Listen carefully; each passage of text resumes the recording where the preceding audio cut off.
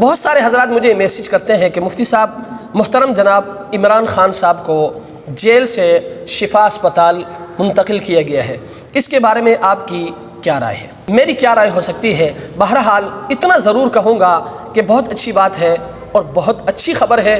اللہ تبارک و تعالی محترم جناب عمران خان صاحب کو صحت کاملہ عاجلہ مستمرہ دائمہ نصیب فرمائے، اور اللہ تبارک و تعالی جلد از جلد ان کی باعزت رہائی کا بندوبست فرمائے۔ اور یاد رکھے محترم جناب عمران خان صاحب نے اپنے دور حکومت میں کچھ کام ایسے کیے ہیں جو قابل تعریف ہے، اور یاد رکھیں جو کام قابل تعریف ہے نا ان کی تعریف ہونی چاہیے، ان کی تعریف کرنی چاہیے، اور اس میں کنجوسی نہیں ہونی چاہیے۔ اور یاد رکھیں محترم جناب عمران خان صاحب نے اپنے دور حکومت میں خصوصاً خیبر پختونخوا کے اندر صحت کارڈ کے حوالے سے جو انقلابی کام کیا ہے نا، اللہ تبارک و تعالیٰ اس کا پورا اجر ان کو عطا فرمائے، اور اللہ تبارک و تعالیٰ اس کی برکت سے ان کو باعزت رہائی عطا فرمائے۔ اور اس کے علاوہ جتنے بھی بے قصور قیدی جیلوں میں بند ہیں، اللہ تبارک و تعالیٰ سب کی رہائی کا بندوبست فرمائے۔ اور یاد رکھیں سیاسی اختلافات اپنی جگہ، ہمارا عمران خان صاحب کے ساتھ